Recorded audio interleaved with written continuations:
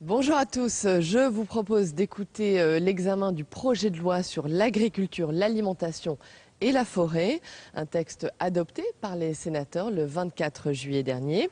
C'est donc désormais aux députés de valider définitivement ce texte. Cette loi se veut une double performance économique et écologique qui prend le virage de l'agroécologie, avec en particulier la création de groupements d'intérêt économiques et environnementaux. C'est une des mesures phares de ce texte.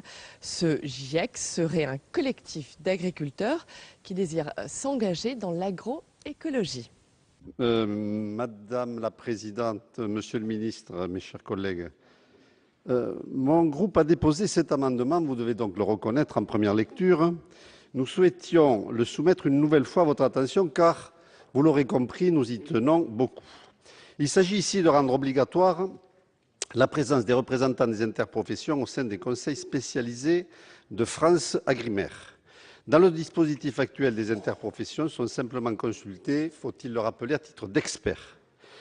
L'article 2 renforce le rôle de l'établissement public, une instance qui est déjà, si je puis dire, le bras armé de la politique d'orientation des filières agricoles. Vous le savez, en effet, France Agrimer exerce des missions fondamentales, que ce soit au niveau opérationnel, pour l'exécution des politiques de soutien aux filières agricoles en matière d'information économique par la collecte des données sur les productions ou encore par l'animation des filières à travers des conseils spécialisés. Il serait par conséquent, nous semble-t-il, logique d'intégrer des représentants des interprofessions au sein des 11 conseils spécialisés afin que le débat sur la stratégie des filières soit mené avec tous les acteurs concernés. C'est le sens de cet amendement que je vous engage bien sûr à soutenir ardemment. Merci, monsieur le sénateur Colin, et avec mes excuses, monsieur le rapporteur pour la commission. Merci, madame la présidente. Monsieur Colin, nous avons déjà beaucoup parlé de votre amendement. Moi, j'y mets un avis défavorable parce que les interprofessions sont déjà représentées au sein des conseils spécialisés dans les 11 et nous pensons que ça pourrait faire redondance, que ce n'est pas utile.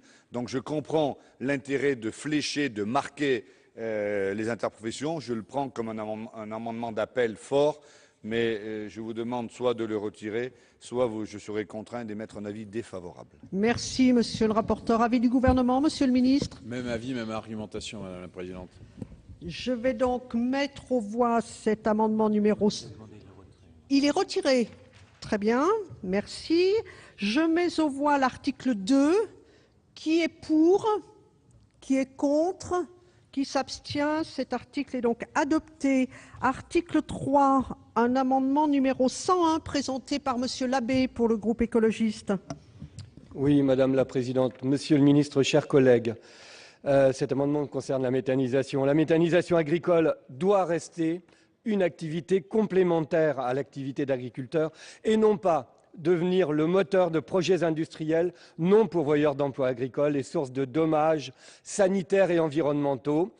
C'est pourquoi cet amendement propose de fixer une limite à la puissance des réacteurs permettant de prétendre à la classification en activité agricole. Cette puissance maximale est fixée par décret. Au-delà de la question de puissance, les méga-méthaniseurs s'inscrivent dans une logique d'exploitation industrielle, ont des effets induits néfastes pour l'environnement, la santé et le bien-être animal dans des élevages de plus en plus concentrationnaires.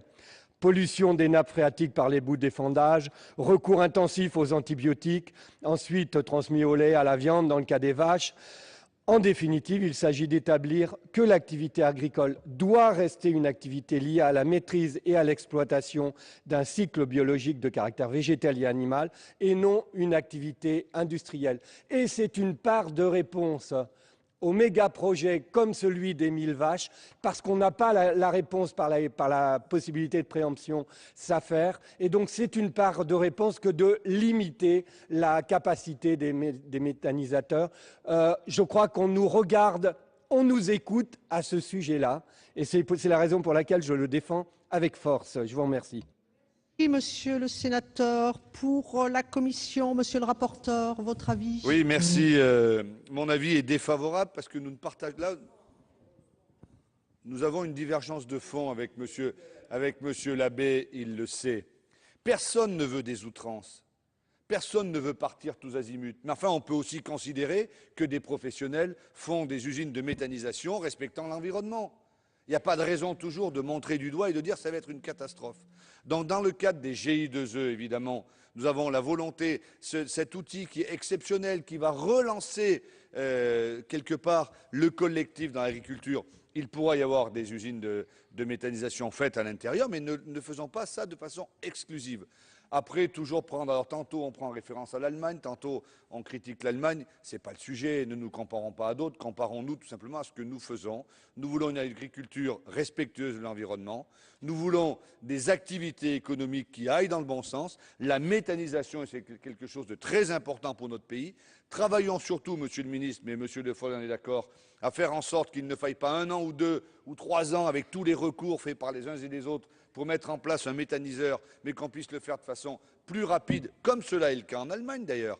Il ne s'agit pas de vouloir faire toujours plus gros, ne comparons pas à l'usine des 1000 vaches ou des 500 vaches à cet amendement. Je suis au regret, monsieur Labbé, de vous dire que j'émets un avis défavorable. Moi, je crois en l'homme, je crois en la conscience collective et je crois en l'évolution de la mentalité de nos concitoyens, des agriculteurs comme du monde économique pour aller dans ce sens. Et je veux réaffirmer ici, en mon nom personnel, mais je pense que nous serons tous d'accord, que la diversification des sources d'énergie et que la méthanisation est quelque chose de très important pour l'avenir de notre pays et des déchets agricoles notamment. Merci, monsieur le rapporteur. Avis du gouvernement, monsieur le ministre.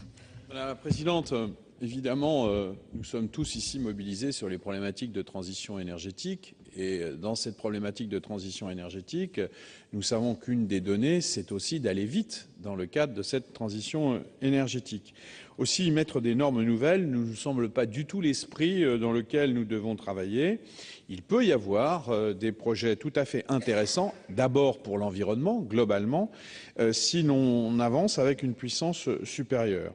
Aussi, dans le cadre de ce projet agroécologique que nous présentons pour la France, le fameux plan EMA, qui privilégie des projets collectifs de méthanisation agricole où plusieurs agriculteurs se regroupent autour d'un projet conçu dans une logique d'ancrage territorial et dans le respect de la diversité des territoires, c'est cette vision-là que nous voulons mettre en avant. Donc, il ne nous semble pas approprié de brider la reconnaissance du caractère agricole des projets par l'ajout d'un plafonnement de la puissance de l'installation. Voilà, monsieur le sénateur, ce qui nous semble correspondre à un souci à la fois d'une logique agricole et d'une logique environnementale vue dans sa globalité. Merci, monsieur le ministre. Je mets aux voix cet amendement numéro 5 qui a reçu un avis défavorable de la commission, un avis défavorable du gouvernement. Monsieur Labbé, pour une explication de vote. Oui, simplement pour répondre à notre cher rapporteur Didier Guillaume. Moi aussi, je crois en l'homme, mais je me méfie par rapport à l'aspect appât du gain pour certains regroupements d'hommes. Je vous remercie. Merci. Monsieur Deneux, pour une explication de vote pour le groupe UMP. Excusez-moi. Oui, UDI, je voterai contre cet amendement, mais je voudrais à cette occasion redire une nouvelle fois qu'il faut se méfier des comparaisons entre la France et l'Allemagne sur ce système de méthanisation. Les différences sont telles qu'il faut faire attention sur le plan technique, monsieur Labbé. Moi, je participe aux travaux de l'Office franco-allemand des énergies renouvelables. Le 14 février dernier, on a fait le point à l'ambassade d'Allemagne, une journée entière sur les problèmes de méthanisation. Il y a en Allemagne 7240 méthaniseurs au travail. En France, c'est moins de quelques dizaines. Ce jour-là, on a dit 17. Bon. Mais quant à la taille des méthaniseurs et à la composition des choses qu'on met, il y a des problèmes techniques pour gérer un méthaniseur qui font qu'en Allemagne, contrairement en France, on a autorisé les cultures dédiées. Bon. Donc, on trouve un équilibre en apportant de l'énergie à partir. Il y a en Allemagne, on estime, l'ambassadeur nous dit, il faudrait voir ces chiffres, on estime qu'il y a 7000 hectares de maïs qui servent à faire de la méthanisation par appoint. Alors, il est difficile de gérer un méthaniseur avec une exploitation agricole qui n'a que des déjections animales, notamment des déjections animales de bovins. Donc, En France, on a corrigé, on a accepté des cultures dédiées en cultures dérobées.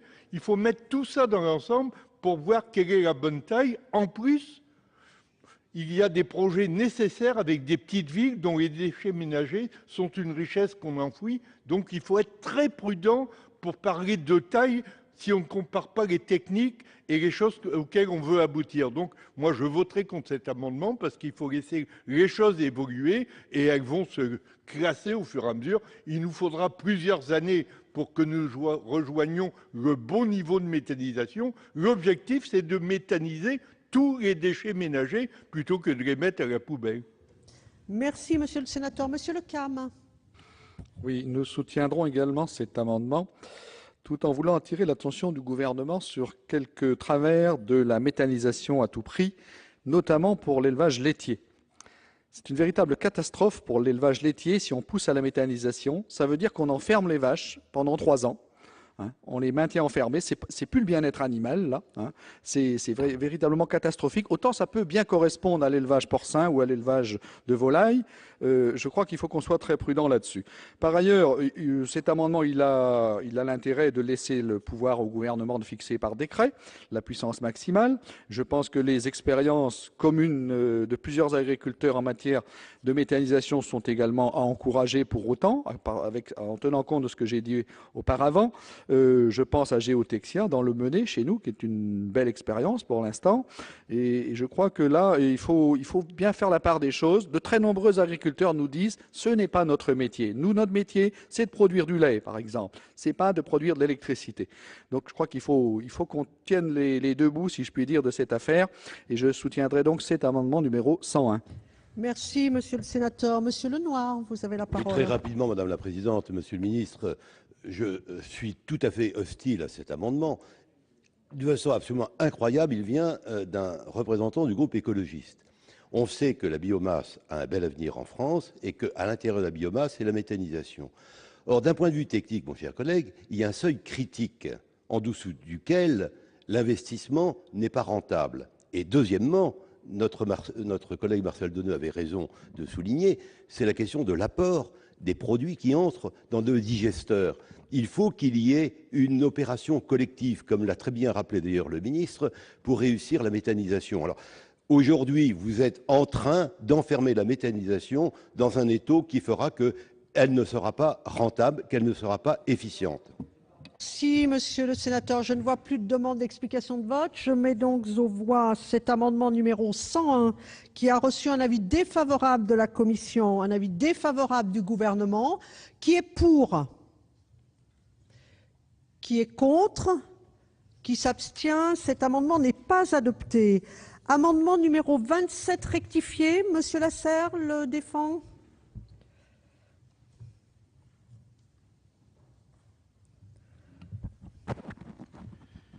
Madame la Présidente, mes chers collègues, nous représentons cet amendement que nous avions déjà déposé en première lecture et qui avait été adopté par le Sénat. Malheureusement, les députés l'ont supprimé en deuxième lecture. J'espère que le Sénat, donc, aujourd'hui, revisitera et confirmera son attitude lors du premier passage. Cet amendement concerne les groupements d'intérêts économiques et environnementaux.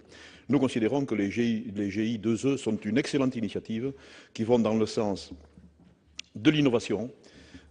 Et notre amendement vise justement à donner, pourrais-je dire, de la prolificité au travail qui sera engagé. Ces groupements ont vocation à appuyer la mise en réseau des exploitations les plus innovantes. C'est quelque chose qui peut devenir extrêmement important et dans le but de faire bénéficier de ces innovations le plus grand nombre d'agriculteurs afin d'engager une évolution massive des exploitations vers la performance économique, écologique et sociale. Il est donc, nous semble-t-il, nécessaire de rattacher les travaux des GI2E et de capitaliser et de diffuser les enseignements auprès d'organismes de développement dont c'est la mission. Et pour une réelle efficacité du dispositif, nous considérons que les GI2E doivent être mis en réseau afin qu'une innovation imaginée sur un territoire puisse bénéficier à d'autres et susciter de nouvelles idées. Les GI2E sont d'une très belle initiative, rendons-les productifs et rendons-les donc généralisables au plus grand nombre par l'intermédiaire notamment de notre proposition d'amendement. Merci, monsieur le sénateur. Pour la commission, monsieur le rapporteur. Merci Madame la Présidente. Monsieur Lasserre, si j'osais, je vous demanderais bien de retirer votre amendement. Pourquoi? Parce que Parfois, on fait des grands écarts, mais le Sénat a voté en première lecture l'amendement de M. César et l'amendement de M. Lasserre sur ce sujet. Mais nous n'étions pas très au point, disions il faut clarifier, verrouiller 2-3 choses et avancer. Entre-temps, nous avons travaillé et l'Assemblée nationale a transformé l'amendement qui était dans le texte en ne donnant pas le monopole, parce que les monopoles, c'est jamais bon, dans aucun sens, mais en donnant le pilotage aux chambres d'agriculture. Donc, à partir de là, il me semble, avis du rapporteur, qu'à partir du moment où les chambres d'agriculture ont le pilotage de l'animation, nous avons les garanties, et je vous demanderai de retirer votre amendement pour ne pas donner le monopole. Il me semble que dans dans l'écriture de l'Assemblée nationale, il n'est pas totalement satisfait, si on veut être très objectif, mais il est globalement satisfait. Merci, monsieur le rapporteur. Retrait défavorable.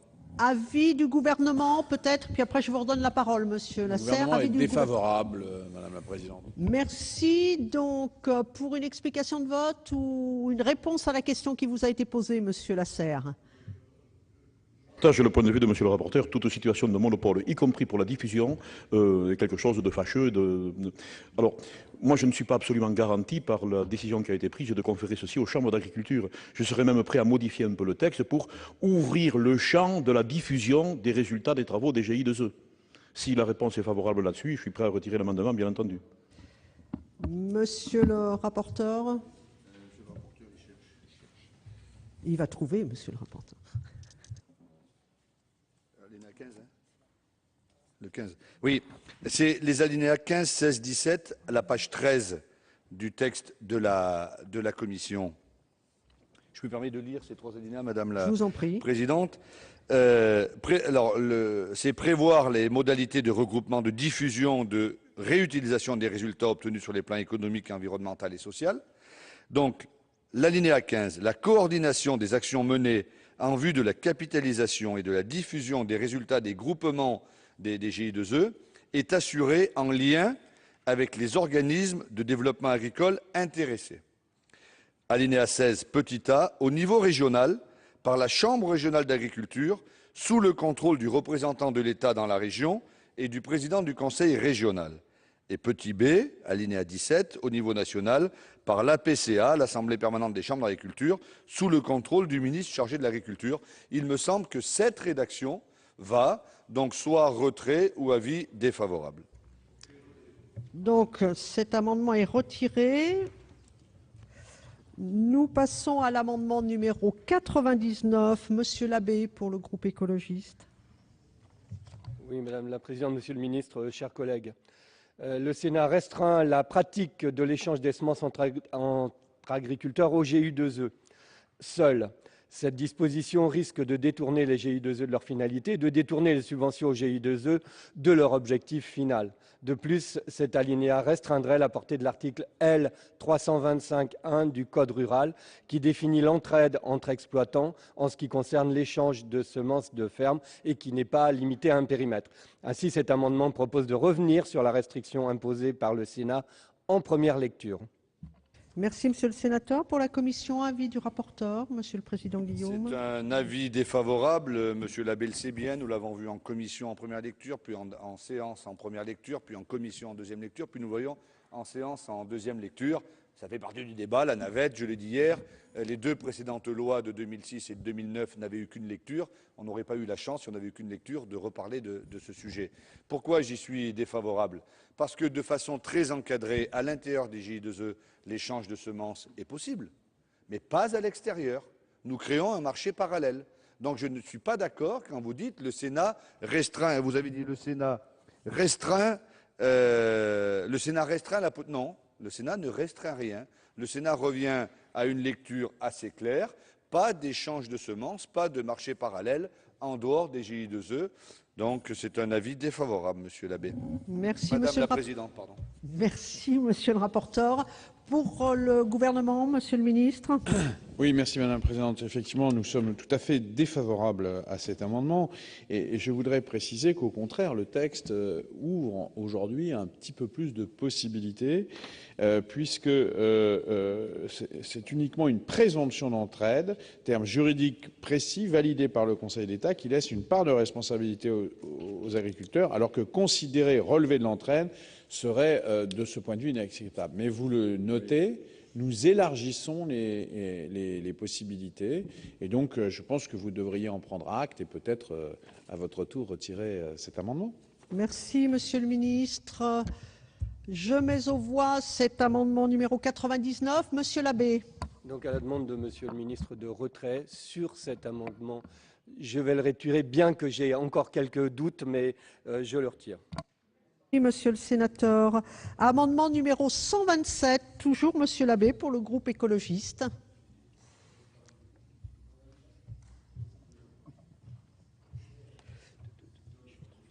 C'est le 127 ou le 122 parce que...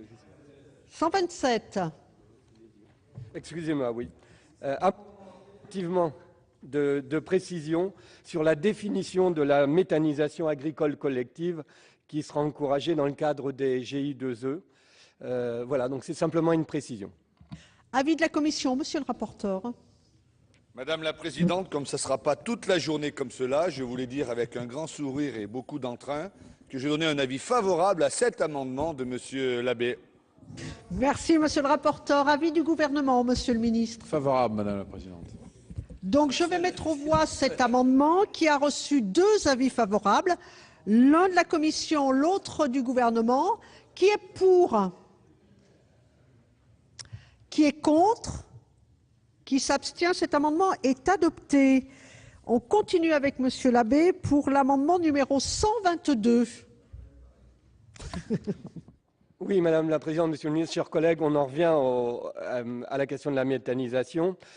Cet amendement vise à encourager la reconversion des élevages les élevages de porcs sur caillebotis en élevage sur litière végétale, dont le potentiel méthanogène et la rentabilité finale est meilleure en association avec la méthanisation. Pour produire du méthane, il faut du carbone. Le lisier comprend 95% d'eau, tout le monde le sait, et le reste est très peu méthanogène. Le fumier obtenu en élevage sur paille possède un pouvoir méthanogène bien supérieur, et c'est aussi un amendement pour enrichir le terreau et refaire l'humus dont on a besoin. Alors en priorité, refaire le terreau, un fumier, et en supplément, servir heureusement et positivement à la méthanisation. Je crois que là, c'est une vraie bonne réponse, et sans parler du bien-être animal, parce que les élevages de porcs sur caillebotis, dans une société humaine, c'est pas terrible. Merci, monsieur le sénateur. Avis de la commission, monsieur le rapporteur. Madame la Présidente, monsieur le sénateur, c'est parce que c'est une vraie bonne nouvelle et un vrai bon amendement que je vais donner un avis défavorable. Parce que je pense que vous... Non, mais sérieusement, je pense que vous devriez le retirer, monsieur Labbé. J'ai tenté de vous expliquer pourquoi, et le ministre, peut-être tout à l'heure, le fera avec beaucoup plus de succès que moi. Je partage ce que vous dites, pourquoi pas? Pourquoi pas, mais ce n'est pas dans la loi. Enfin, on ne va pas faire des lois bavardes de 3000 pages où on va dire on va mettre les porcs sur caillebotis et puis pourquoi pas d'autres, pourquoi pas d'autres, pourquoi pas d'autres. Ce n'est pas de la loi, ça. C'est une pratique agraire qui peut se faire, une pratique d'élevage. Donc, moi, je ne suis pas défavorable à votre proposition, qui peut être intéressante, mais je ne crois pas qu'on puisse mettre ça dans la loi. Alors, ça veut dire que ce serait exclusif de tout le reste? Non. Pour l'instant, nous ne sommes pas à même, nous ne sommes pas capables de mettre cela exclusif de tout le reste. Donc c'est un bel amendement d'appel. Je pense que c'est bien ce que vous avez dit, que ça contentera beaucoup d'éleveurs de votre sensibilité et d'autres sensibilités. Mais vraiment, monsieur Labbé, je vous demande, dans l'intérêt global, de retirer cet amendement. Ça serait ennuyeux qu'on soit obligé de voter contre, que le Sénat vote contre, quelque chose qui peut être intéressant, qui peut avoir de l'avenir, mais qui ne peut pas rentrer dans la loi. Donc je ne fais pas comme ça pour endormir, mais c'est ça. Pourquoi pas, mais pas dans la loi. Donc retirez-le, vous l'avez présenté, vous l'avez argumenté, vous ferez une explication de vote et je pense que ça sera bien. Merci, monsieur le rapporteur. Avis du gouvernement, monsieur le ministre. Madame la Présidente, oui, le gouvernement est intéressé par l'idée, mais par contre, il souligne auprès du législateur l'idée que nous ne pouvons pas tout écrire dans la loi et que donc ces précisions, par ailleurs intéressantes, n'ont pas à être inscrites dans le cadre législatif. Et donc peut-être que vous serez entendu et que le mieux, ce serait de retirer cet amendement. Merci, monsieur le ministre. Monsieur le sénateur Labbé, que répondez-vous à cette question? Oui. Madame la Présidente, Monsieur le Ministre, chers collègues, Monsieur le rapporteur, j'ai eu un moment de doute. Vous avez pu constater ma bonne volonté pour ce qui est des retraits. Et là, et puis j'entends dire loi bavarde. Ce n'est pas du tout du bavardage. Et vraiment, là, je ne peux pas le retirer, cet amendement, je le maintiens. Merci. Donc, je vais mettre aux voix cet amendement qui a reçu 2 avis défavorables de la Commission et du gouvernement. Qui est pour? Qui est contre? Qui s'abstient? Cet amendement n'est pas adopté. Nous en venons à 2 amendements identiques faisant l'objet d'une discussion commune. D'abord, l'amendement numéro 86. Madame Nicou, vous avez la parole. Oui, merci Madame la Présidente. Monsieur le Ministre, mes chers collègues, cet amendement propose de réintroduire une disposition autorisant les échanges de céréales entre membres d'un GI2E sans être tenu à un passage physique par un collecteur agréé. Je vous rappelle que cette disposition était présente dans le projet de loi initial et a été supprimée en première lecture à l'Assemblée nationale. Afin de répondre aux inquiétudes soulevées lors de son examen, nous l'avions réintroduite au Sénat en précisant que ces échanges resteraient soumis aux déclarations statistiques et au versement des taxes prélevées en règle générale lors du passage en organisme stockeur. Nous apportions ainsi une réponse aux 2 grandes inquiétudes soulevées par les députés en première lecture. Or, cette disposition a de nouveau été supprimée en séance publique à l'Assemblée nationale, notamment au motif que cela ouvrait la voie à une désorganisation du marché des céréales. Nous ne partageons pas cette analyse et nous rappelons ici que cet amendement ne permet pas une commercialisation sans passage par l'organisme stockeur en dehors d'un GI2E. C'est pourquoi nous vous proposons de réintroduire cette disposition qui va dans le sens d'une simplification du fonctionnement des GI2E afin de favoriser l'action collective et la complémentarité entre exploitations. Merci Madame la sénatrice. Monsieur Lecam pour l'amendement numéro 88. Oui, Madame la Présidente, Monsieur le Ministre, chers collègues, cet amendement vient d'être très bien défendu par Madame Nicou et nous sommes très attachés également à ces échanges de semences depuis très longtemps. C'est pourquoi nous sommes autorisés à reprendre le même pour lui donner davantage de poids, davantage de résonance au sein de notre Assemblée et faire en sorte aussi qu'au moment de la CMP, il soit maintenu. Merci, Monsieur le sénateur. Avis de la Commission, Monsieur le rapporteur.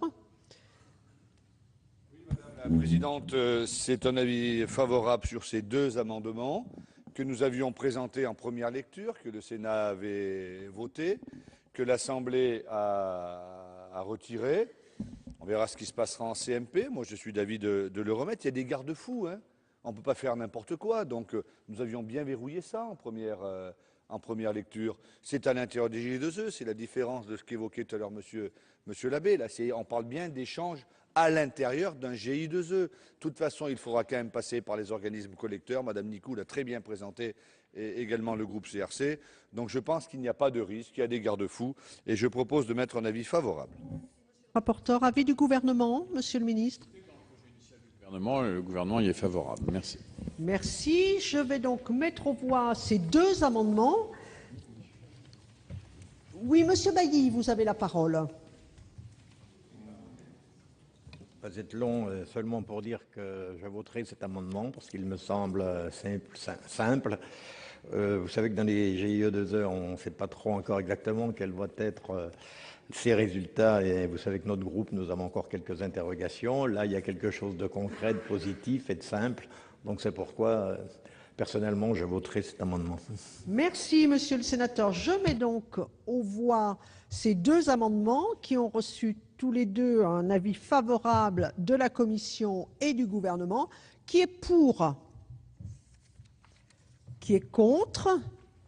Qui s'abstient? Ces 2 amendements sont adoptés. Nous en venons à l'amendement numéro 125.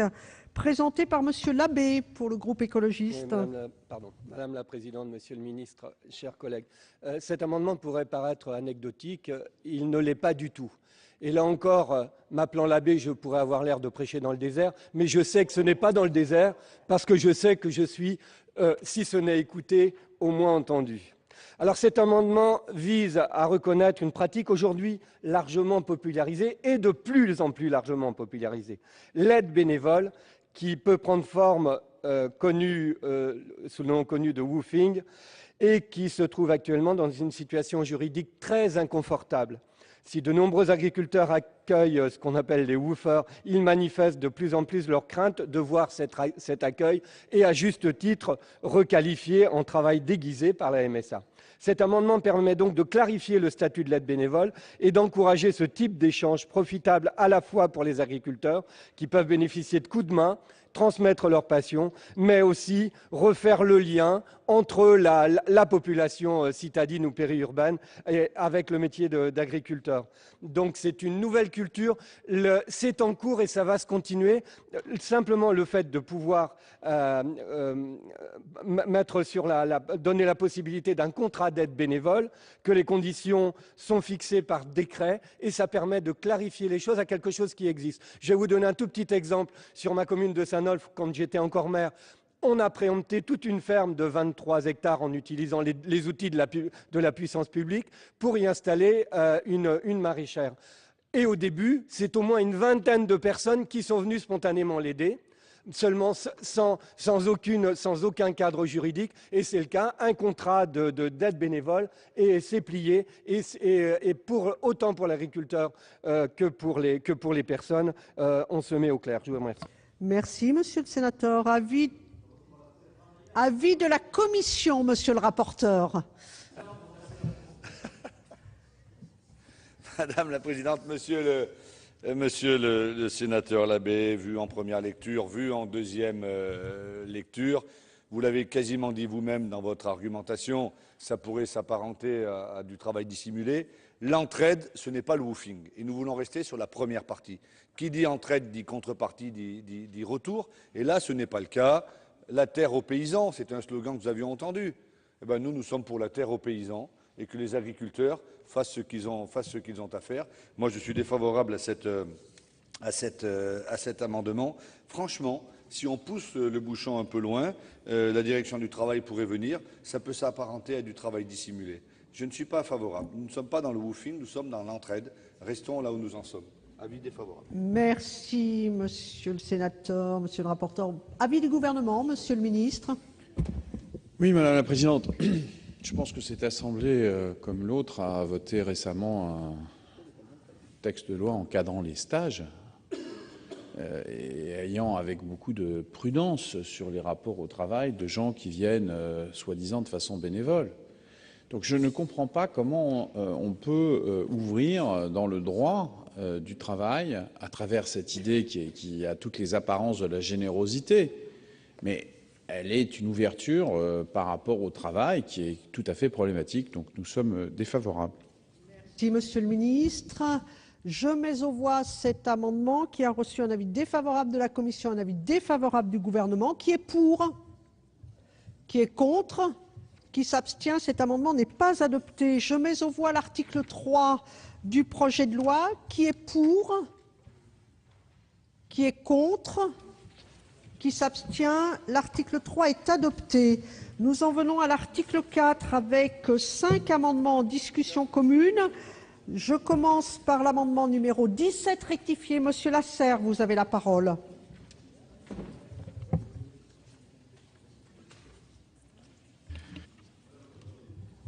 Madame la Présidente, mes chers collègues, nous demandons la suppression des alinéas 1 à 6.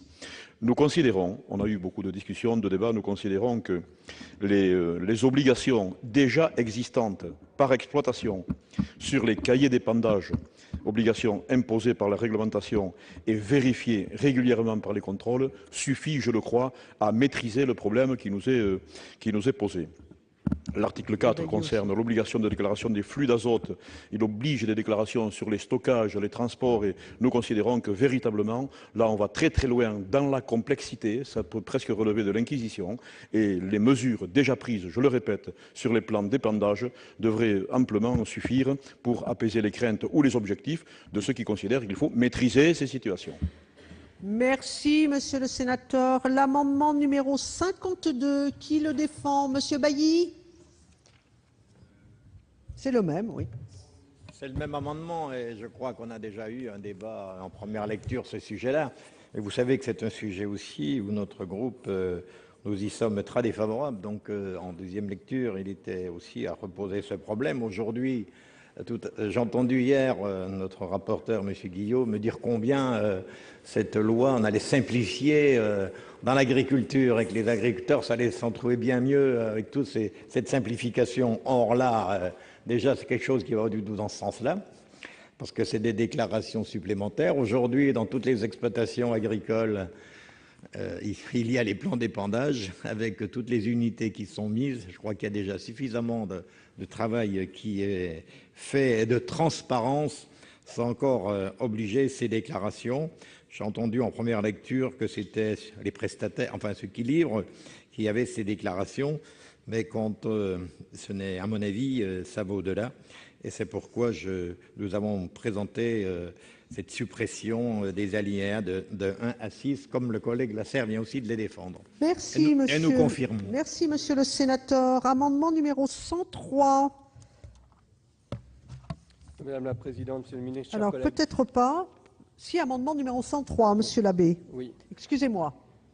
Donc je ne vais pas vous relire l'ensemble de l'objet, simplement vous dire qu'en Bretagne, on est aux premières loges des méfaits des excédents d'azote que l'on paye encore, même s'il y a eu des améliorations, et des excédents divers de l'élevage excessivement intensif. Donc c'est pourquoi il est pour nous fondamental, à minima, de rendre systématique cette déclaration de flux d'azote dans les zones vulnérables.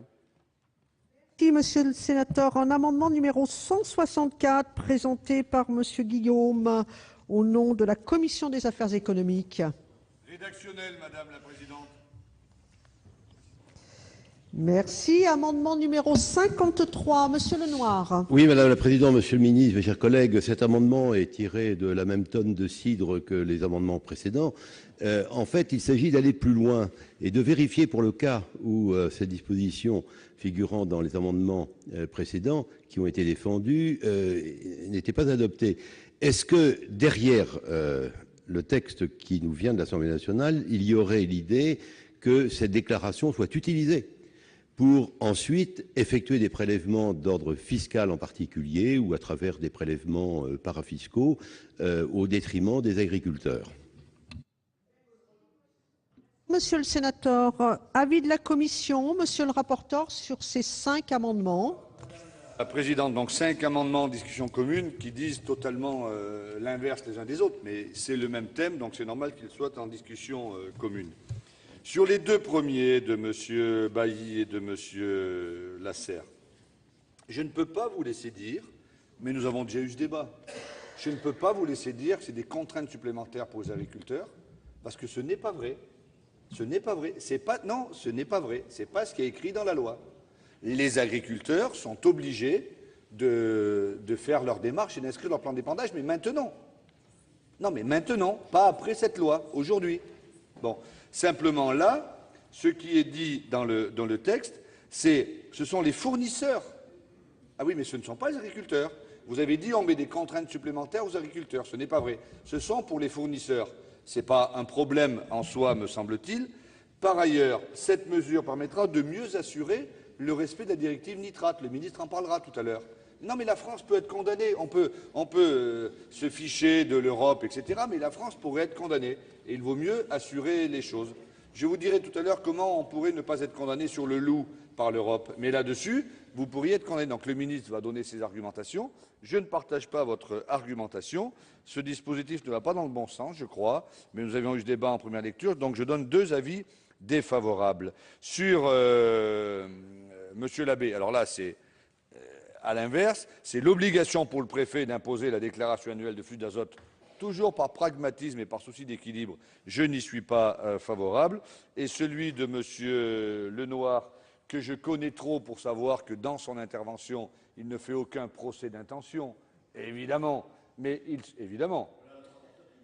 Ben voilà, mais comme vous le dites dans votre amendement de façon erronée, pour qu'il y ait une taxation, il faudrait qu'il y ait une loi.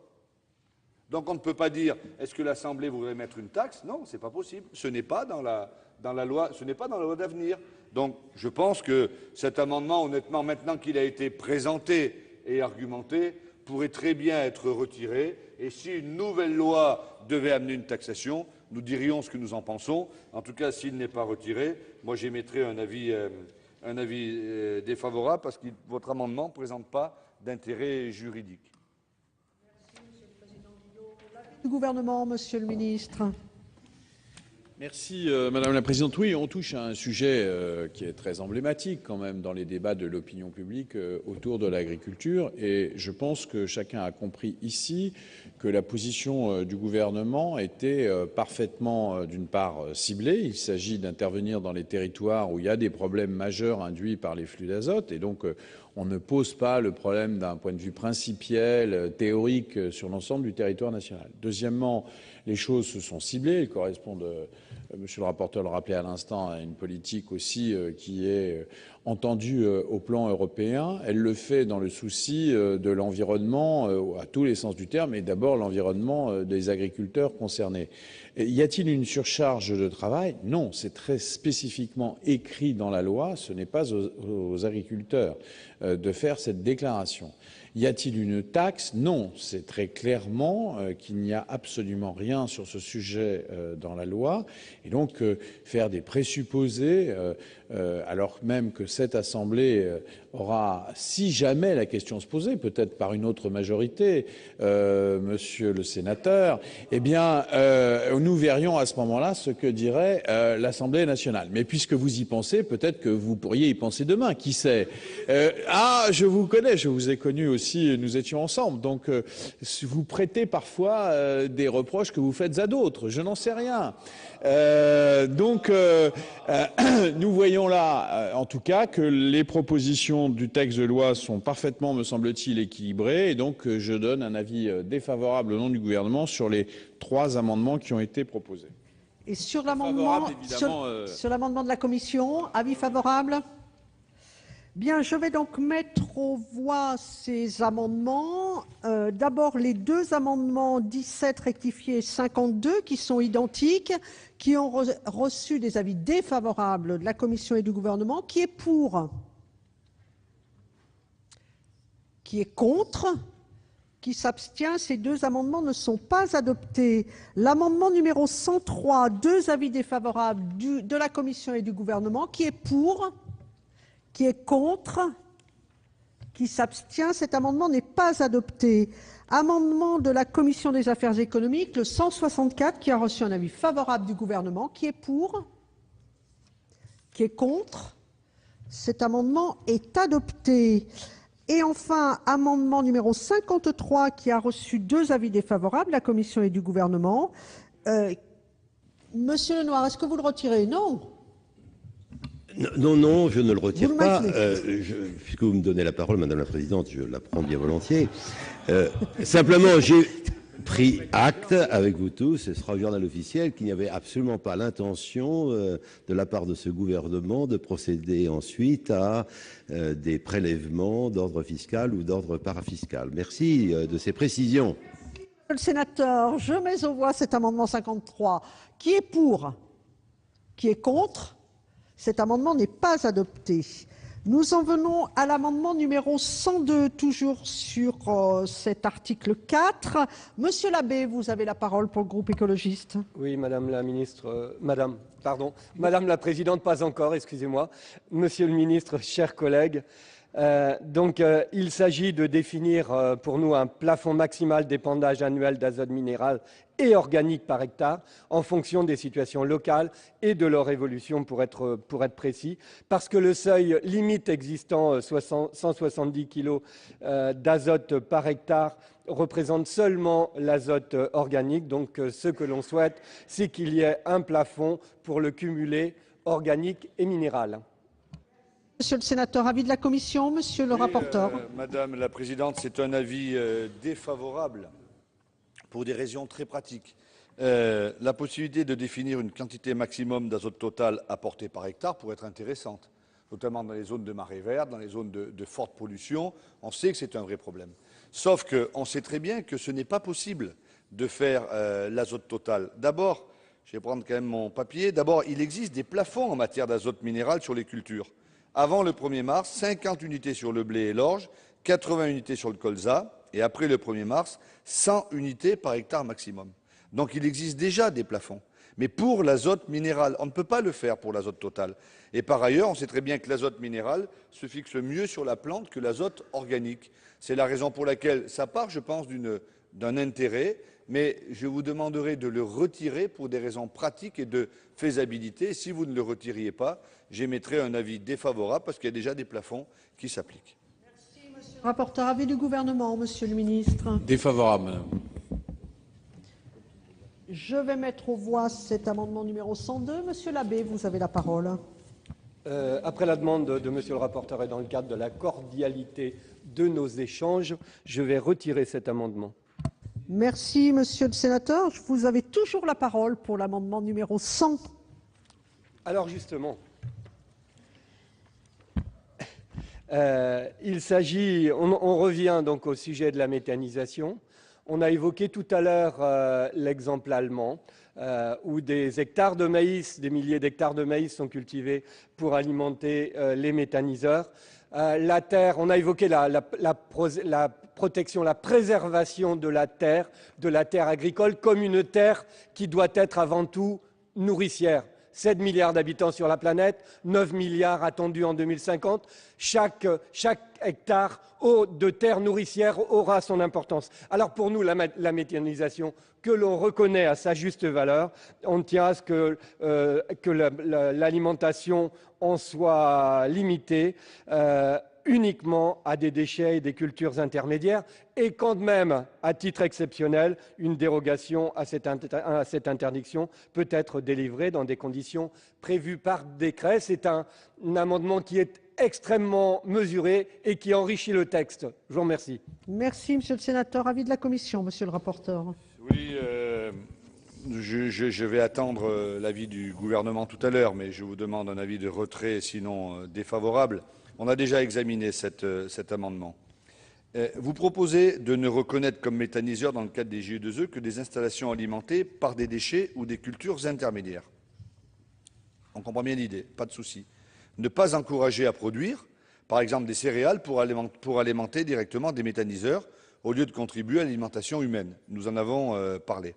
Sauf que, et vous voulez éviter des dérives, sauf que dans le cadre de l'agrément des GI2E, c'est pour ça que j'attends l'avis du gouvernement, les GI2E n'auraient pas l'agrément si c'était par des cultures comme telles. Donc je pense que votre amendement, vous pouvez le retirer après que le ministre vous ait rassuré, parce qu'il est de fait satisfait. Évidemment, si le gouvernement agrée des GI2E à l'intérieur desquels il y aurait des méthaniseurs qui seraient alimentés par des cultures directes, je crois que ça serait à l'encontre de ce que sont les GI2E. Donc, à mon avis, le gouvernement va vous rassurer, donc vous allez le retirer, mais au cas où vous ne le retiriez pas, j'émettrai un avis défavorable. Merci, monsieur le rapporteur. Avis du gouvernement, monsieur le ministre. Merci, madame la présidente. Monsieur le sénateur, nous partageons les objectifs qui sont les vôtres. Néanmoins, nous ne pensons pas que nous puissions accepter cet amendement. En fait, la méthanisation agricole est déjà très encadrée à la fois par l'article 311.1 du Code rural et par les conditions de financement. À ce stade, les méthaniseurs sont pour l'essentiel alimentés par des effluents, de la biomasse et des déchets de cultures intermédiaires à vocation énergétique. Il se peut que des ruptures puissent se faire dans ces approvisionnements. Aussi, il importe de ne pas s'interdire absolument de compléter les apports par les cultures. Aussi, nous sommes défavorables. Nous partageons votre philosophie, mais nous pensons que ce qui est dit dans votre amendement est trop rigoureux et peut entraîner des dysfonctionnements. Aussi, peut-être que là aussi, après avoir rappelé à travers votre amendement la philosophie de ce système de méthanisation, eh bien, il pourrait être utile de le retirer. Merci, Monsieur le ministre. Monsieur le sénateur. Oui, j'ai entendu, mais avoir la grande satisfaction de Monsieur Bizet et d'entendre le rapporteur, ça m'a inquiété. Donc je vais maintenir cet amendement. Bien, donc je vais mettre aux voix cet amendement qui a reçu 2 avis défavorables, l'un de la commission, l'autre du gouvernement. Qui est pour cet amendement? Qui est contre? Cet amendement n'est pas adopté. Nous en venons à 4 amendements faisant l'objet d'une discussion commune. D'abord, l'amendement numéro 54. C'est M. Bailly qui le défend. Vous avez la parole, cher collègue. Oui, Madame la Présidente, Monsieur le Ministre, chers collègues, c'est un sujet sur les baux environnementaux qui est déjà beaucoup évoqué en première lecture. Je crois l'avoir évoqué également dans mon intervention hier. Et c'est vrai que pour nous, il y a encore un certain nombre d'interrogations. Et c'est pourquoi nous pensons que là aussi, ce n'est pas de la simplification, mais que nous pouvons avoir des contraintes ou des conflits qui puissent se passer entre le propriétaire du terrain et le preneur. Et c'est pourquoi cet amendement propose de supprimer les alinéas de 9 à 14, même si déjà le bail environnemental, je vous l'ai dit, on a avancé quand même dans des améliorations qui allaient dans le sens que nous souhaitions. Il reste quand même aujourd'hui un certain nombre d'interrogations, car en première lecture, donc comme je viens de dire, le Sénat assouplit cette généralisation. Les 2 conditions légales actuelles sont maintenues et une 3e insérée. La 3e condition permet d'insérer des clauses environnementales dans un bail pour pérenniser des pratiques respectueuses de l'environnement existantes. Et c'est vrai que dans l'alinéa 11, on y trouve bien sûr la ressource en eau, la biodiversité. Alors la ressource en eau, je dirais que c'est tout naturel. Je crois que là-dessus, on va tous se retrouver pour être d'accord. Sur la biodiversité, suivant comment on voit les choses, il peut y avoir des différences très très importantes, vous le savez. Mais aussi pour les paysages, là aussi on pourra avoir des interprétations différentes. La qualité des produits, on se retrouvera, mais il y a aussi l'air. Alors là aussi, quelle appréciation, qu'est-ce qu'on va demander aux bailleurs par rapport à la qualité de l'air, prévention des risques naturels. Enfin, il semble aussi qu'on ouvre on peut faire une grande boîte de Pandore où il peut y avoir un petit peu n'importe quoi qui soit mis dans des exigences dans ces baux environnementaux. Alors c'est pourquoi nous souhaitons que ces amendements soient retirés. Bien sûr, nous sommes favorables lorsqu'il y a un accord entre le bailleur et le preneur. S'ils veulent inclure des clauses d'un commun accord, il n'y a pas de problème. Mais quand je rencontre aujourd'hui déjà un certain nombre de personnes, et je ne l'ai pas vu que la semaine dernière, quelqu'un qui me disait avoir aménagé 30 hectares dans des parcelles en y faisant défausser et d'y avoir drainé, et qu'aujourd'hui il ne peut plus rien y faire, et qu'aujourd'hui ces terrains deviennent en grande difficulté, eh bien je crois aussi que là aussi, quand on a affaire parfois aussi dans des propriétaires qui peuvent être aussi un petit peu intégristes, ça nous amène à quelques craintes. Alors c'est pourquoi nous aurions souhaité que notre Assemblée, nous supprimions ces alinéas, tout en gardant bien entendu la possibilité, comme je l'ai dit il y a quelques instants, entre preneurs et bailleurs, s'ils sont d'accord ensemble, d'émettre des clauses. Mais je crois que ça est beaucoup trop large. Merci, Monsieur le sénateur. L'amendement 25 rectifié, Madame Ferrat. Merci Madame la Présidente. Mes chers collègues, cet amendement concerne le bail environnemental et plus particulièrement l'inclusion des clauses permettant la préservation de la ressource en eau, de la biodiversité, des paysages, de la qualité des produits, des sols et de l'air, la prévention des risques naturels et la lutte contre l'érosion. L'alinéa 11 de l'article 4 prévoit l'inclusion de ces clauses environnementales dans les baux, que ce soit au moment de leur conclusion ou au moment de leur renouvellement. Cette précision n'a pas de valeur juridique car en droit, le renouvellement d'un contrat est équivalent à sa conclusion. Et de plus, si elles peuvent être incluses à ces deux moments, autant ne pas le préciser. Très bien, Madame Ferrat, je vais vous demander de présenter aussi l'amendement numéro 69 rectifié, puisque l'amendement 3 rectifié tombe. Oui, tout à fait, Madame la Présidente. Et c'est à travers cet amendement, Monsieur Savary souhaitait vraiment insister sur ce point. Dans le cas contraire à cette contractualisation, cela risquait d'être source de nombreux contentieux dans la mesure où le preneur ne pourrait pas faire évoluer son système de production ou ses pratiques de gestion sans compromettre son exploitation si cela ne se faisait pas à ce moment précis de la conclusion du bail. Merci, Madame la sénatrice. L'avis de la commission, Monsieur le rapporteur, sur ces trois amendements. Oui, alors, moi, je voudrais dire à M. Bailly qu'en première lecture, nous avions trouvé une position de compromis. Nous avions modifié le texte du gouvernement, le texte de l'Assemblée, et je propose que nous en restions là, parce que nous étions d'accord sur la formulation en première lecture du bail environnemental tel que nous avions mis les garde-fous, et là, maintenant, ce qui est tout à fait votre droit, évidemment, vous revenez là-dessus en disant on supprime les alinéas, donc on supprime le bail environnemental. Non, je ne suis pas favorable, je ne crois pas qu'il faille le faire. L'équilibre pragmatique que nous avions trouvé m'allait très bien, donc je mets un avis défavorable.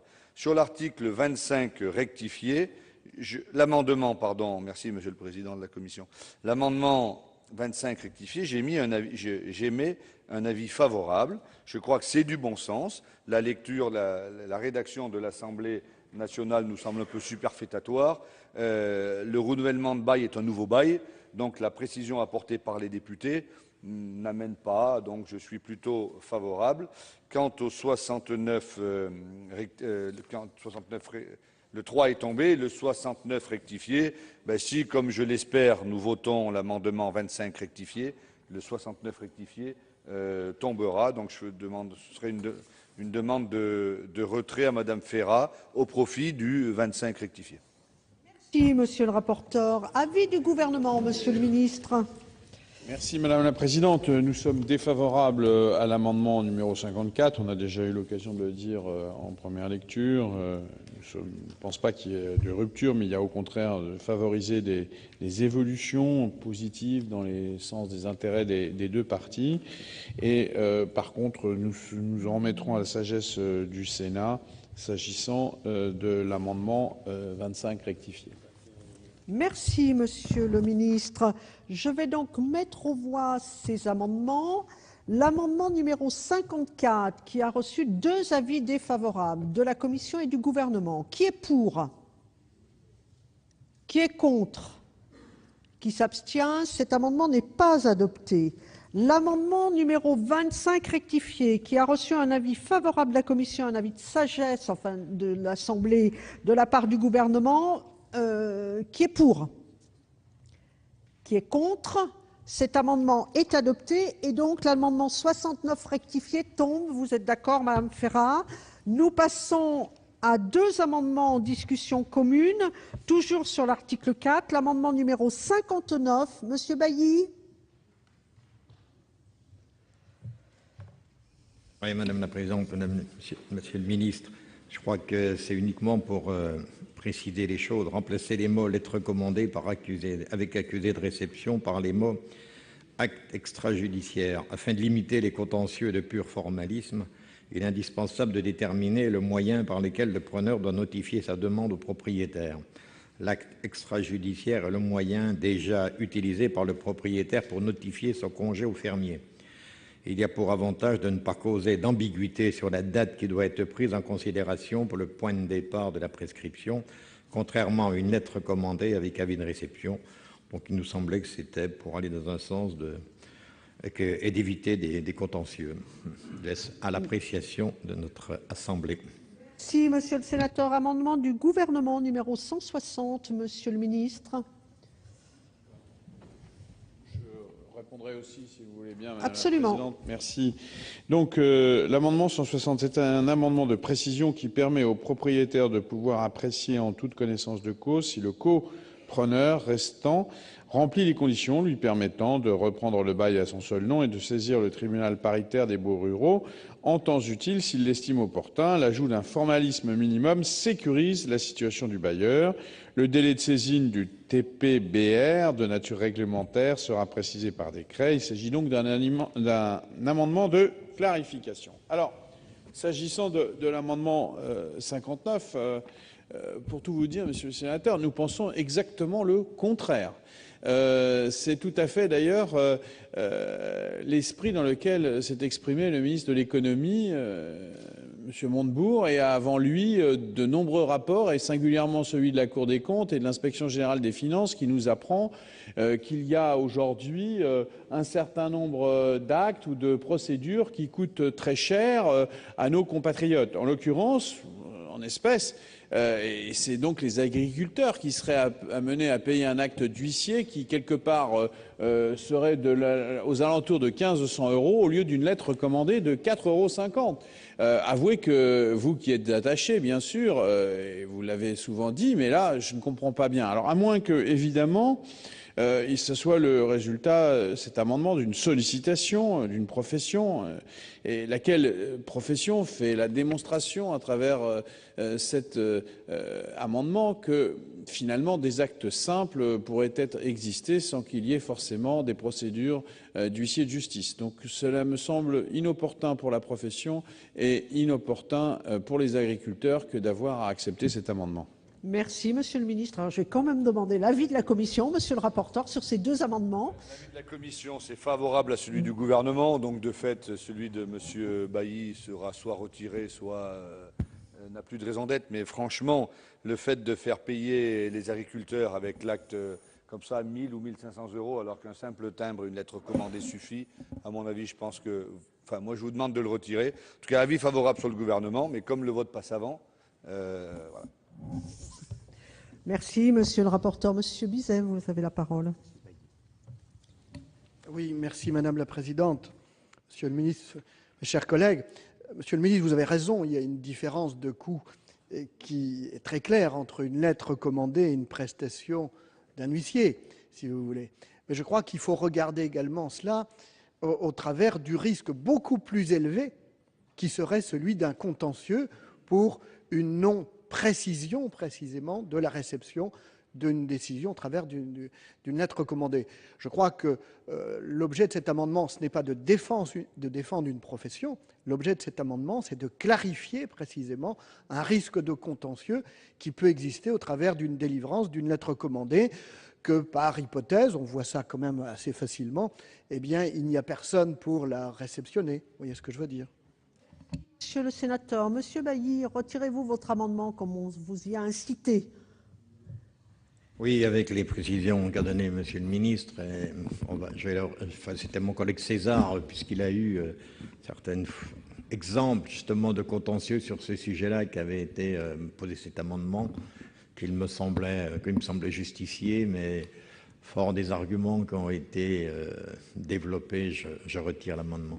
Merci, Monsieur le sénateur. Je vais donc mettre aux voix l'amendement numéro 160 du gouvernement, qui a reçu un avis favorable de la Commission. Qui est pour? Qui est contre? Qui s'abstient? Cet amendement est adopté. Deux amendements identiques faisant l'objet d'une discussion commune. Le numéro 23, Madame Ferrat. Merci Madame la Présidente. Mes chers collègues, ces dispositions prévues par le projet de loi viennent bouleverser les dispositions régissant aujourd'hui la mise à disposition des baux. En effet, la mise à disposition ou l'apport de droit au bail ne peut se faire qu'au profit d'une société à objet principalement agricole. Or, le projet de loi vient étendre le régime de la mise à disposition à toute personne morale à vocation principalement agricole. Cette disposition, introduite en première lecture à l'Assemblée nationale, a été supprimée par le Sénat compte tenu de l'insécurité juridique qu'elle engendre, puisqu'elle ouvre le champ aux associations de loi 1901, aux sociétés coopératives, etc. De nombreux schémas de mise à disposition ou d'apport du bail pourraient alors se développer au profit de sociétés non exploitantes, en contradiction totale avec les dispositions du statut du fermage qui prévoit l'exploitation effective et personnelle du bien loué au sein même de la société bénéficiaire de la mise à disposition. D'une part, celle-ci est une atteinte à la liberté d'exploitation du preneur, en le sens où il n'a pas nécessairement dans la structure bénéficiaire de la mise à disposition le pouvoir d'orienter l'activité agricole, et d'autre part, des sous-locations formellement prohibées par le statut du fermage d'ordre public pourraient se généraliser sans contrôle. Cette disposition n'émanant ni d'une demande de la profession ni de la propriété devrait être retirée compte tenu de l'insécurité juridique qu'elle instaure. Merci, Madame la sénatrice. L'amendement numéro 145, Monsieur Collin, vous avez la Madame parole. la Présidente, Monsieur le Ministre, mes chers collègues, effectivement, ça vient d'être rappelé. En première lecture, nos collègues députés avaient élargi les possibilités de mise à disposition par le preneur du bail rural, dont il est titulaire, à toute personne morale à vocation principalement agricole et donc plus exclusivement aux groupements agricoles ou aux sociétés civiles d'exploitation. Et donc, autoriser dans ces nouvelles conditions le portage d'opérations d'installation d'agriculteurs risquait de créer une insécurité juridique en permettant, par exemple, et ça a été rappelé aussi, des sous-locations normalement interdites, faut-il le rappeler, par le statut du fermage. Et dans sa sagesse bien connue, le Sénat avait supprimé cette disposition. Et vous aviez, monsieur le rapporteur, d'ailleurs souligné à cette occasion que la modification introduite à l'article 411-38 du Code rural faisait sauter les contreparties exigées des propriétaires. L'Assemblée a rétabli l'article, certes, en instaurant quelques garde-fous. Néanmoins, pourquoi maintenir ce dispositif qui fragilise l'équilibre entre bailleurs et preneurs, alors que le Code rural prévoit déjà des mises à disposition? Rien ne démontre que les règles actuelles ne suffisent pas, et c'est pourquoi nous vous proposons les alinéas concernés à cet article 4. Voilà le sens de cet amendement que je propose d'adopter. Merci, Monsieur le sénateur. Avis de la commission, Monsieur le rapporteur, sur ces deux amendements 23 rectifié 145. Madame la Présidente, je vais demander à Madame Ferrat et à Monsieur Collin de retirer ces deux amendements. Et s'ils ne les retiraient pas, j'émettrai un avis défavorable. Pourquoi? Parce que vous l'avez très bien dit l'un et l'autre. L'Assemblée, en première lecture, avait mis un texte. Ce texte n'était pas, à notre sens, assez performant. Nous y sommes donc revenus dessus. Et nous avons bien fait. C'est ça l'intérêt des deux lectures, parce que nous améliorons les textes. Et en fonction de ce que nous avions dit, en deuxième lecture à l'Assemblée nationale, les députés sont allés au-delà de ce que nous faisions. Et il y a deux garde-fous à la mise à disposition du bail rural. Je vais les lire. Le bénéficiaire de la mise à disposition doit être une personne morale à objet agricole.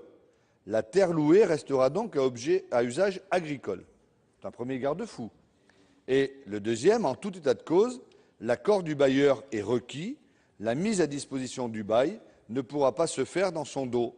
Il s'agit donc là d'une ouverture tout à fait maîtrisée, me semble-t-il, et je pense que nous pourrions prendre le risque de l'innovation en ayant bien encadré cette innovation qui permettra de développer les initiatives d'associations et organismes qui cherchent à alléger le poids financier de l'acquisition foncière qui pèse beaucoup sur les agriculteurs. Aussi, je vous demanderai à l'une et à l'autre de bien vouloir retirer votre amendement.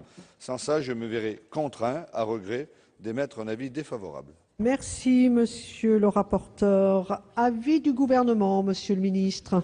Même avis. Même avis, retrait ou avis défavorable. Alors, mes chers collègues, Mme Ferrat, vous retirez et Monsieur Collin, ces deux amendements sont retirés. Nous abordons 4 amendements faisant l'objet d'une discussion commune. Le 22 rectifié, Madame Ferrat. Merci Madame la Présidente. Mes chers collègues, nous ne comprenons pas pourquoi ces alinéas sont apparus à l'Assemblée nationale à l'initiative du gouvernement, sans concertation. Ils visent à réformer le mode de désignation des assesseurs aux tribunaux paritaires des baux ruraux. Par cette mesure, la désignation des assesseurs sera réalisée par le juge sur une liste établie par le préfet sur la base des propositions formulées par les organisations syndicales représentatives et les fédérations de bailleurs. Ce mécanisme semble à la fois complexe et injuste. Les assesseurs sont jusqu'à présent élus tous les 6 ans et siègent aux côtés du président du tribunal d'instance. Ces tribunaux, composés d'un magistrat professionnel et de représentants élus par les bailleurs et les preneurs, permettent une bonne administration de la justice dans une réglementation complexe et reposant sur des situations qui nécessitent de bien connaître l'activité agricole. Sur la forme, cette manière de procéder est inacceptable. Alors que des groupes de travail se sont tenus sur l'évolution des tribunaux voilà plus de 2 ans et qu'aucune rencontre n'a eu lieu depuis, le gouvernement a proposé une réforme fondamentale des tribunaux paritaires sans aucune concertation préalable. Sur le fond, une telle modification aura pour effet de remplacer les actuels magistrats, reconnus pour leurs compétences et surtout élus par leurs pairs, par des personnes proposées par les organisations syndicales représentatives figurant sur une liste dans laquelle le juge professionnel devra choisir en toute indépendance. Quand bien même les candidats actuels peuvent faire mention d'une appartenance syndicale lors des élections, ils sont élus par les agriculteurs et propriétaires pour leurs compétences et non sur la base d'une étiquette. Dans le dispositif électoral actuel, les candidats assesseurs souhaitant se revendiquer d'un autre syndicat peuvent le faire, mais dans tous les cas, l'appartenance syndicale, si elle permet notamment la formation continue des assesseurs, n'est pas un gage de compétence. Le mécanisme de désignation proposé ne peut qu'aboutir à une politisation préjudiciable à une bonne administration de la justice dans les tribunaux paritaires, pourtant reconnus tant par les juges que par les bailleurs ou preneurs pour son efficience. Monsieur Bailly pour l'amendement 62 rectifié qui est identique. Il est exactement le même que celui que vient de défendre notre collègue Madame Ferrat. Mais je veux quand même redire ici que je regrette vraiment que le gouvernement n'ait pas proposé cet amendement en première lecture, parce que c'est vrai qu'il y a un vrai débat. Moi, j'ai suivi un petit peu ça dans ma vie professionnelle, et c'est vrai que c'est assez complexe aujourd'hui ces élections aux tribunaux paritaires. C'est vrai que le collège des bailleurs, le collège des preneurs, c'est une complexité. Donc ça aurait mérité, je crois, une vraie discussion, parce qu'aujourd'hui, c'est arrivé à l'Assemblée nationale, et vu le temps qui nous a été imparti, je répète encore, entre le temps de l'Assemblée nationale et le temps où nous sommes aujourd'hui, c'est vrai qu'on n'a pas pu beaucoup l'évoquer sur le terrain avec les organismes agricoles. Et on parle des organisations syndicales, mais moi je suis plus, si vous voulez, chambre d'agriculture, puisque c'est quand même, elles représentent en leur sein, vu leur composition, les collèges des exploitants, il y a des propriétaires, il y a des salariés, tout le monde est aux chambres d'agriculture. Donc pourquoi aussi ça ne viendrait pas des chambres d'agriculture? Pourquoi les organisations syndicales, avec tous les problèmes que cela va poser? Alors moi je pense qu'il y avait besoin d'une réflexion sur ce sujet-là. Je pense qu'il fallait faire l'étude d'impact, c'est peut-être pas le terme qui convient, mais aussi combien aujourd'hui coûtait ce mécanisme des élections beaux paritaires. Alors on nous demande d'approuver cet amendement du gouvernement dans la précipitation, et c'est ça que je regrette, et que c'est pourquoi nous disions qu'aujourd'hui c'était peut-être, fallait continuer la réflexion, mais en attente de savoir s'il n'y aura pas des problèmes tels que c'est prévu, en attente on pensait qu'il fallait supprimer ces alinéas de 28 à 43 qui sont arrivés à notre connaissance comme il n'y a que très très peu de jours. Merci, monsieur le sénateur. Amendement numéro 144, identique également, monsieur Collin. Oui, rappeler qu'en seconde lecture à l'Assemblée nationale, nos collègues députés ont décidé, ça vient d'être rappelé, sur proposition du gouvernement d'ailleurs, de mettre fin à l'élection des assesseurs, des tribunaux paritaires, des baux ruraux pour proposer une nouvelle procédure de désignation des assesseurs représentant d'un côté les propriétaires, de l'autre côté les preneurs.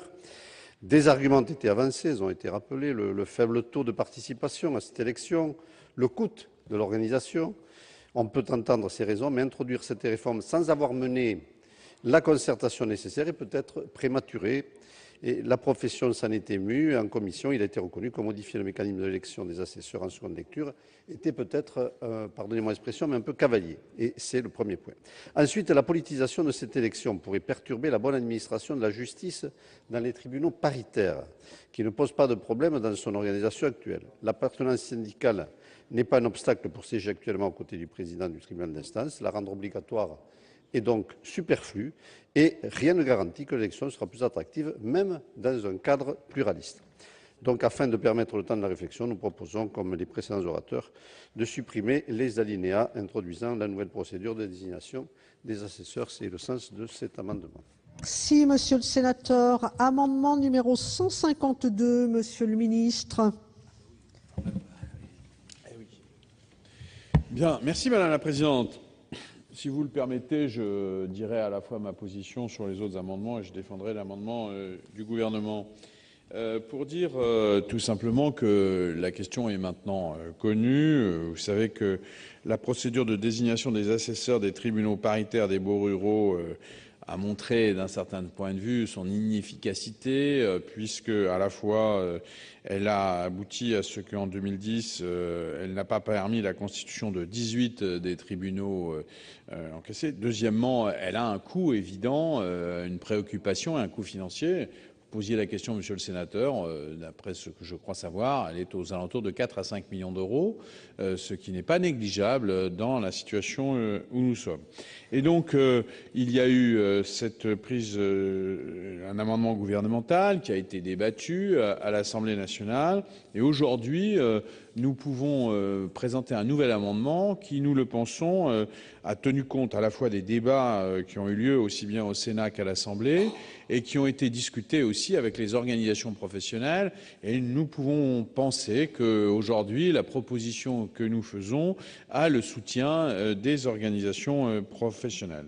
Alors, cet amendement, il vise tout simplement à préciser le mode de désignation de ces tribunaux paritaires en précisant plus clairement les modalités de proposition des représentants des preneurs par les OPA représentatives et des bailleurs par les OPA aussi représentatives, mais aussi la Fédération départementale des propriétaires privés ruraux. Il indique également que c'est le premier président de la Cour d'appel qui procède à la nomination des assesseurs après avis du président.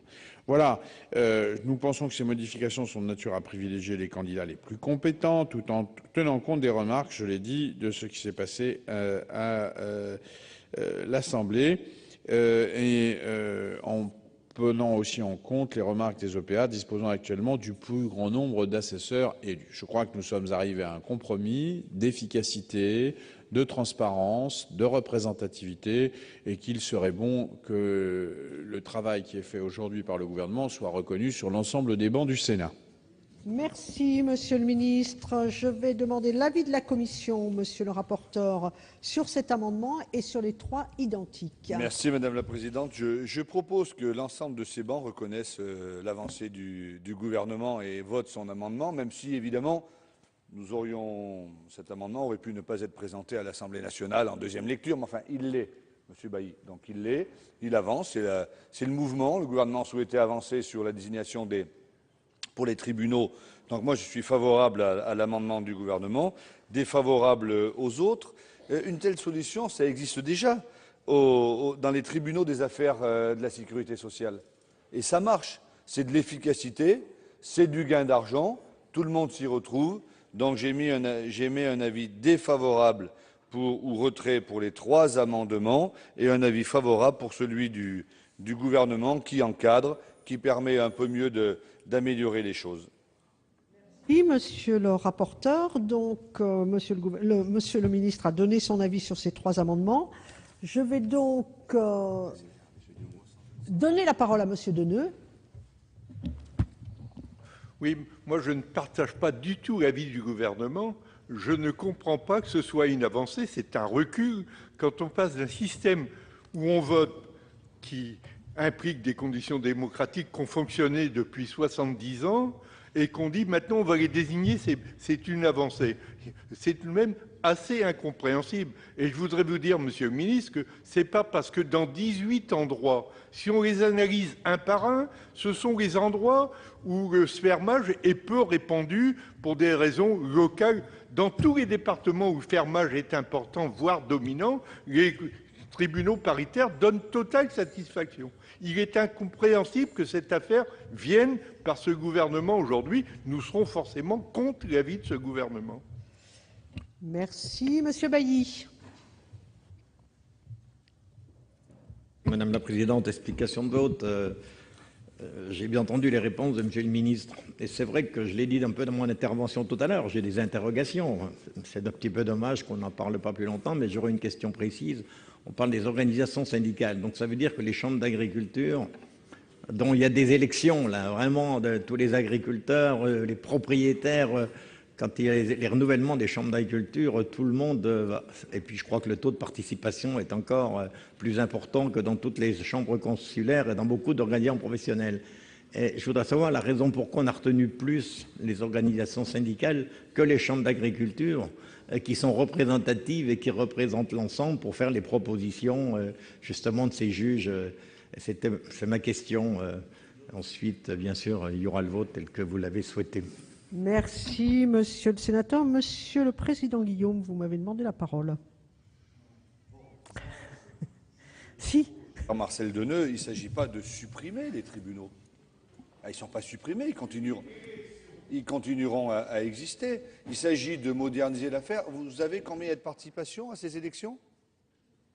Vous savez combien il y a d'abstention dans ces élections? 80% d'abstention.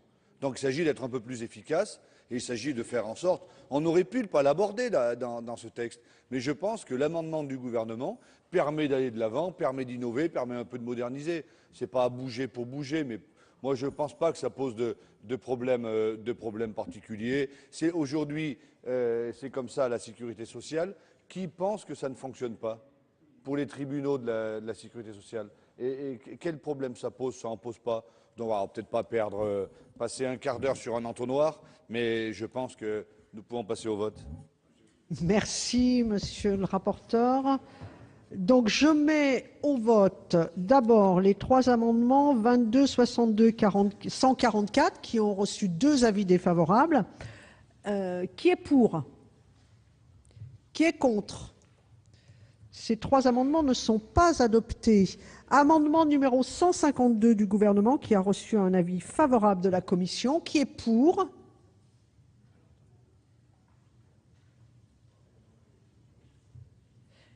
Qui est contre? Qui s'abstient? Cet amendement est adopté. Je mets aux voix l'article 4 de ce projet de loi. Qui est pour? Qui est contre? Cet article 4 est adopté. Je mets aux voix l'article 4 bis AA. Je vais commencer par vous faire voter. Qui est pour? Qui est contre? Donc, il est adopté. Article 4 bis AB, même vote. Article 4 bis AC, même vote. Alors, l'article 4 bis A a été supprimé, il le demeure. Article 4 bis, même vote. Nous en arrivons à l'article 4 ter A avec un amendement numéro 28 présenté par Madame Ferrat. Merci Madame la Présidente. Je vous propose de rétablir cet article dans la rédaction issue de nos débats de première lecture. L'Assemblée nationale l'a malheureusement supprimé. Le droit du métayer d'obtenir automatiquement la conversion du métayage en fermage sous la seule condition d'une antériorité de 8 ans est de nature à dissuader les propriétaires de conclure un bail à métayage. Il compromet la sécurité juridique des montages de portage foncier fondés sur l'économie du bail à métayage. Ce droit est rarement mis en œuvre au bénéfice des exploitants. Il constitue une menace permanente pour les propriétaires et joue en définitive le plus souvent à l'encontre des exploitants, en dissuadant les investisseurs et en orientant les propriétaires vers des solutions alternatives au bail, telles que l'exploitation en prestation de services. C'est pourquoi cet amendement proposé supprime simplement ce droit de conversion automatique. Et, Madame la sénatrice, avis de la commission, monsieur le rapporteur. Merci Madame la Présidente. Il s'agit de la suppression de la conversion de plein droit du bail à métayage à bail à ferme. L'article 417-11 du Code rural, Madame, et de la pêche maritime permet de convertir tout bail à métayage en bail à ferme à l'expiration de chaque année culturale à partir de la 3e année du bail initial. Cette conversion intervient soit au choix du preneur, soit au choix du bailleur. Elle ne peut pas être refusée lorsque le métayer la demande après 8 années. L'amendement propose de supprimer cette conversion de plein droit sur demande du métayer à échéance de 8 années. Cet amendement avait été adopté par le Sénat en première lecture. Il ne concerne que la viticulture. Or, si l'on peut comprendre que le propriétaire soit mécontent de la situation d'incertitude que cela crée, la modification de la loi sur ce point contribuerait à modifier les équilibres économiques de nombreuses régions viticoles où le bail à métayage est encore utilisé. Et il l'est dans beaucoup d'endroits. L'adoption par le Sénat de cet article a d'ailleurs fait l'objet de quelques contestations, c'est dans un langage fleuri, ce qui montre qu'il n'y a pas de consensus sur le sujet. C'est la raison pour laquelle j'émets un avis défavorable. Merci, monsieur le rapporteur. Avis du gouvernement, monsieur le ministre. Même avis, Madame la Présidente. À l'évidence, la France est riche de terroirs divers et finalement, ce que nous avons vécu dans la discussion sur la carte des régions, nous le voyons aussi peut-être à travers cet amendement. Il n'y a pas, c'est le moins qu'on puisse dire, unanimité, Madame la sénateur, dans l'idée que vous avez avancée. Donc nous préférons évidemment qu'elle ne soit pas reprise. Merci, monsieur le ministre. Madame Ferrat. Oui, merci Madame la Présidente. C'est vrai, vous l'avez dit, Monsieur le rapporteur, cela touche essentiellement la viticulture et particulièrement la viticulture champenoise. Nous sommes en ce moment sous cette complexité où certains propriétaires n'ayant plus les moyens de faire exploiter se voient récupérer entre guillemets par des, je ne sais comment vous le dire, des exploitations ou des maisons de champagne de grande importance qui, assurant des prestations de services avec une facilité déconcertante, voient échapper sans doute à de plus jeunes exploitants la possibilité de mettre en œuvre une entreprise de qualité. Voilà, c'était le sens de cet amendement. Je comprends que l'unanimité n'étant pas là, pas même une majorité, je suis obligée de le retirer, mais je vous avoue que je le retire la mort dans l'âme.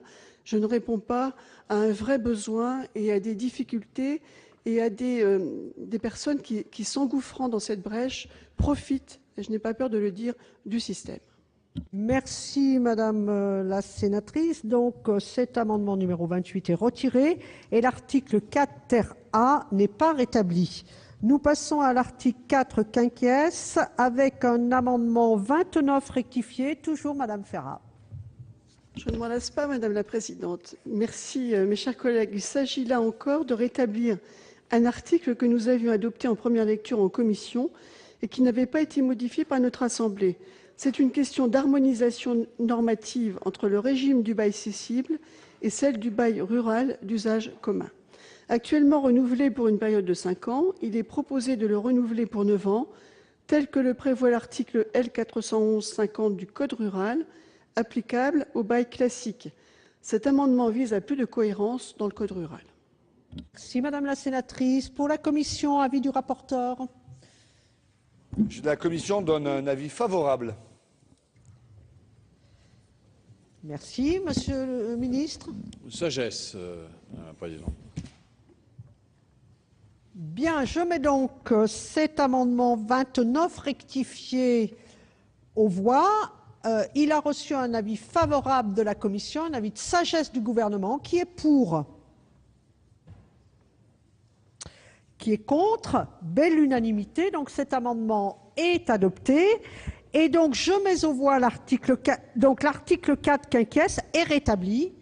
Merci. Voilà. Article 5. Qui est pour?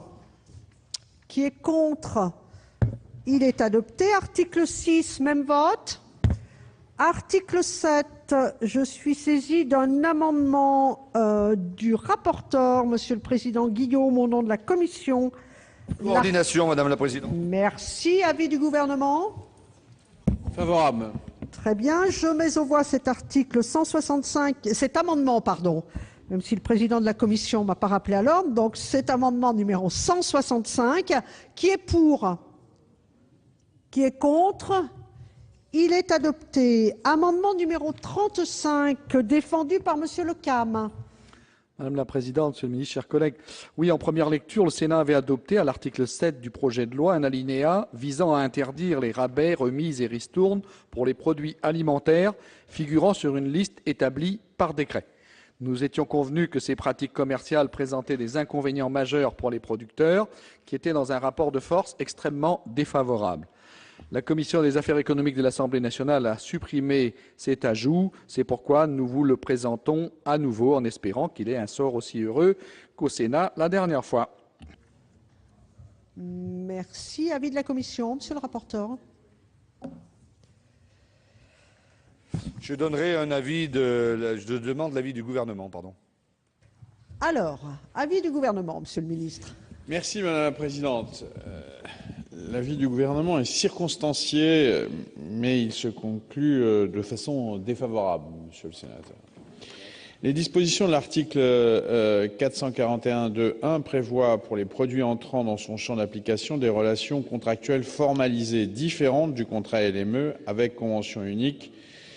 Pour ces produits, la formalisation de la relation commerciale est réduite et ne concerne donc plus que certaines dispositions telles que les remises, les rabais, les ristournes. La modification proposée, Monsieur le Sénateur, étend ces dispositions particulières qui prévoient une formalisation des relations simplifiées par rapport au contrat LME aujourd'hui applicable à une liste limitée de produits agricoles ou de produits de la pêche et de l'agriculture à potentiellement tout produit alimentaire. Elle conduit de fait à modifier la relation contractuelle sans aucune étude d'impact préalable.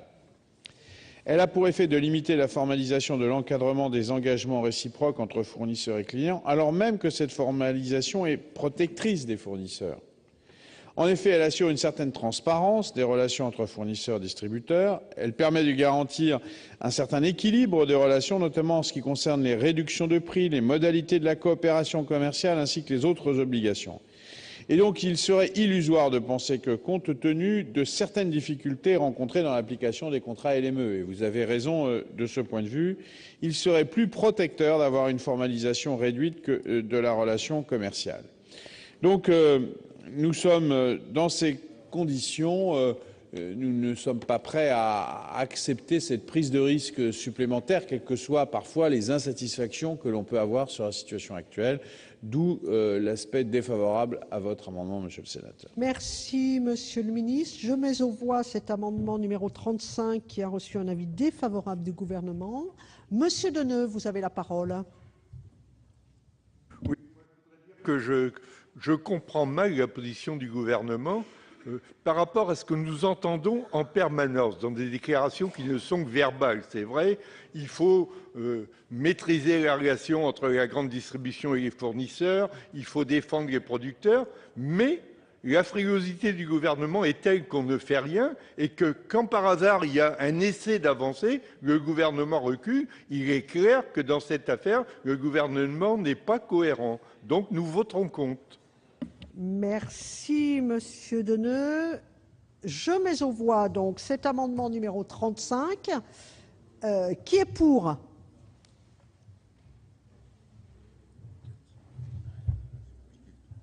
Alors, qui est pour? Qui est contre? Cet amendement est adopté. Amendement numéro 34.